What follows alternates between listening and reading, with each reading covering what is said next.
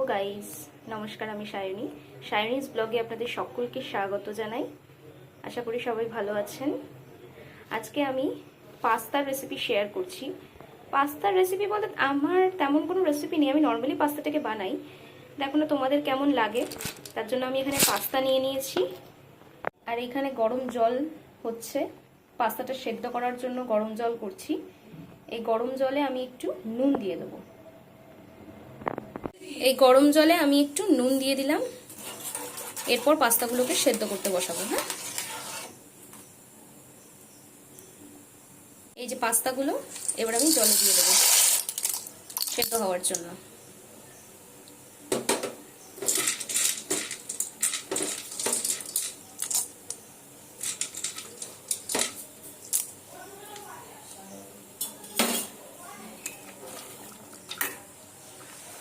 পাস্তাগুলো একটু সেদ্ধ হোক।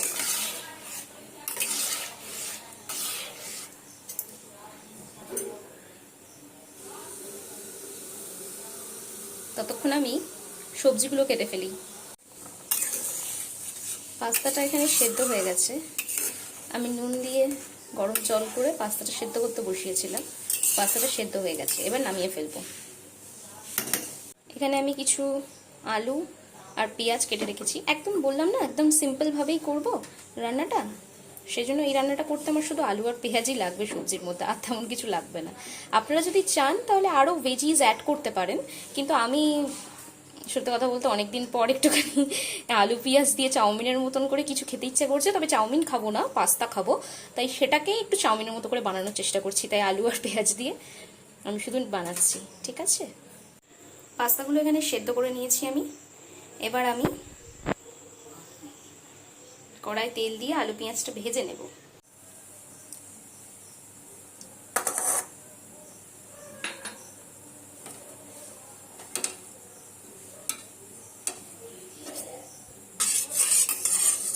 কড়াই তেল দিয়ে তেলটা একটু গরম হোক, তারপর আলুটা দিয়ে দেবো ভাজতে। যেখানে আলু আছে, আলু পেঁয়াজ বা আলুটা দিয়ে দেবো ভাজতে।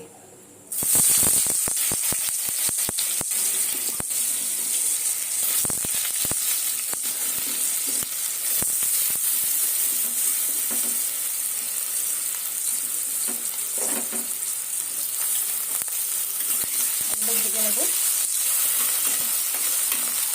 আলুটা খুব তেলটা একটু চিটকাচ্ছে। আপনারা কেমনভাবে বাড়িতে পাস্তা বানান আমাকে সেই রেসিপিগুলো শেয়ার করবেন কমেন্ট করে, তাহলে আমারও একটু শেখা হবে অন্যান্য পদ্ধতি কীভাবে পাস্তা বানানো যায়। আরও নতুন নতুন অনেক রেসিপি এই চ্যানেলে, সায়নীজ ব্লগের চ্যানেলটায় আসছে। আপনারা সাবস্ক্রাইব করে রাখবেন যদি আপনাদের ভালো লাগে। অনেক নতুন নতুন রেসিপি আপনারা পেয়ে যাবেন। পুরোনো দিনের হারিয়ে যাওয়া কিছু রান্না, সেগুলোও এই চ্যানেলে আসবে। আস্তে আস্তে সব আসবে। আপনারা একটু পাশে থেকে আমাকে সাপোর্ট করবেন। আর কারা কারা আমার মতো এরকম ফ্রি টাইম পেলে একটু রিফ্রেশমেন্টের জন্য রান্না করতে ভালোবাসেন, সেটাও আমাকে কমেন্ট করে জানাবেন। আর কে কোথা থেকে আমার ভিডিওটা দেখছেন সেটাও আমাকে জানাবেন, নাহলে বুঝবো কী করে। আলুটা একটু ভাজা ভাজা হয়ে এসছে। এবার আমি পেঁয়াজটা দিয়ে দেবো। পেঁয়াজটা দিয়ে দিলাম।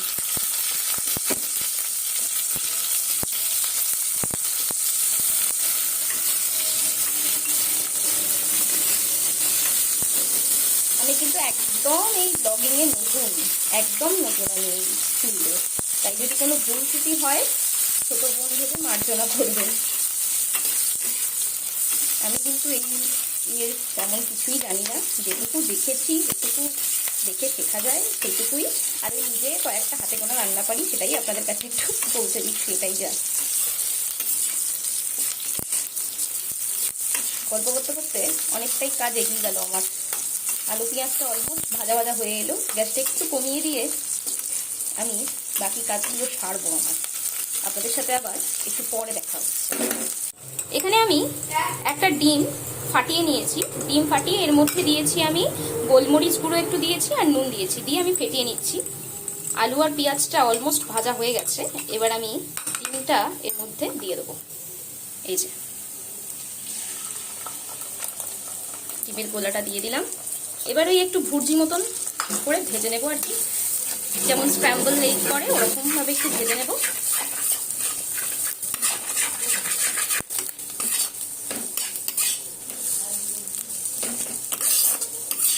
তেলটা একটু কম লাগছে, তবে না আমি আর তেল দেবো না, তেল অনেক খাওয়া হয়ে যাচ্ছে এই কদিনে।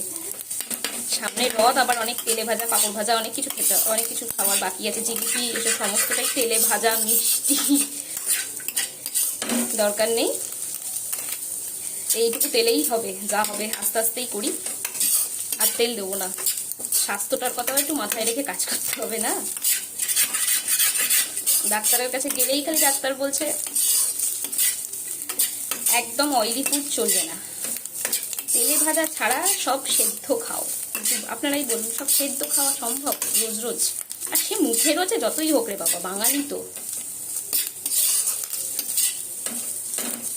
আচ্ছা, এটা হয়ে গেল, অলমোস্ট হয়ে এসছে। টাক আমি ওই তেলের মধ্যেই কমপ্লিট করেছি রান্নাটাকে। আমার আবার হাত দিয়ে খুব তেল, আমার হাতে ভীষণ তেল যায়, ভীষণভাবে তেল যায়। আমি প্রচুর রান্নায় তেল ইউজ করি, হ্যাঁ, যে কারণে বাড়িতে প্রচুর বকাও খাই,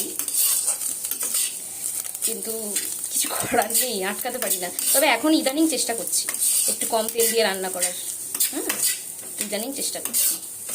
ডিমের ভুজিটা অলমোস্ট হয়ে গেছে, আর একটু ভাজা ভাজা হয়ে গেলে আমি পাস্তাটা দিয়ে দেবো।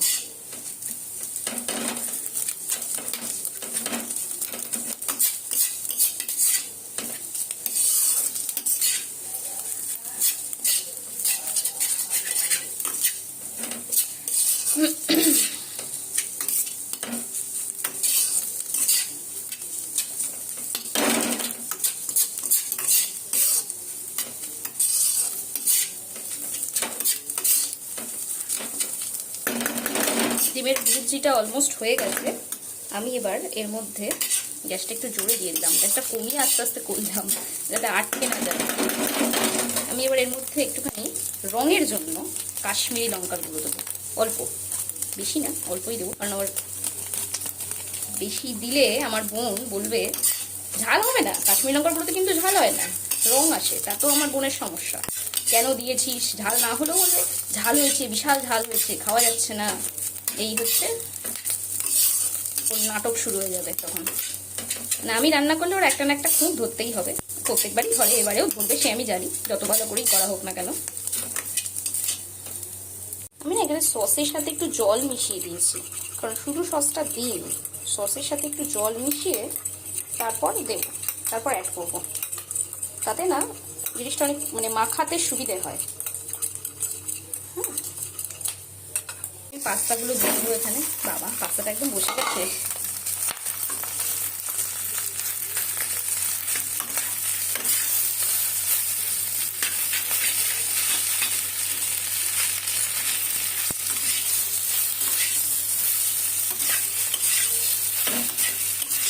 কে কোথা থেকে আমার রান্না দেখছেন প্লিজ কমেন্ট করে জানাবেন। আচ্ছা, লাস্টে নুনটা, প্রথমে আমরা সেদ্ধ করার সময় নুনটা একবার দিয়েছিলাম, সসটায় কিন্তু নুন থাকে সসে, তাই নুনটা একবার চেক করে, সস দেওয়ার পর চেক করে তারপরে নুন দেবেন। আপনারা যদি বাড়িতে এই রেসিপিটা বানান তাহলে সস দেওয়ার পর একবার চেক করে তারপর যদি নুন মনে হয় কম হয়েছে তাহলে নুনটা দিতে পারেন, ঠিক আছে? আচ্ছা, আমি এবার সসটা ধুয়েছিলাম বাটিতে, জলের সাথে দিয়ে দেবো এর সাথে মধ্যে, যাতে আমার মাখাতে সুবিধা হবে, সেজন্য এটা আমি এরমভাবেই দিই আর কি। সসটা দিয়ে একটু ভালো করে নাড়তে হবে। সসটা একটু কম হয়ে গেল মনে হচ্ছে, ওকে, এসব বেশি খাওয়া উচিত না। হেলদি খাবো কিন্তু ভালো খাবো, যদিও পাস্তাটা একেবারেই হেলদি নয়, এই রাত্রিবেলা খাওয়ার জন্য একদমই নয়, কিন্তু কি করবো, মাঝে মাঝে একটু মন চায় কিছু হাবিজাবি জিনিস খেতে, তাই সসটা একটু কম দিই, যতটা কম তেল মশলায় করা যায় চেষ্টা করছি। বাকিটা দেখা যাক কতদূর কি হয়।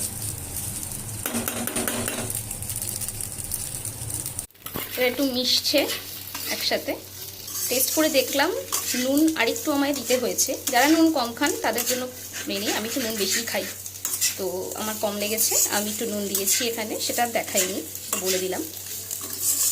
তো এবার আমার রান্নাটা হয়ে গেছে, আমি এবার নামিয়ে দেবো।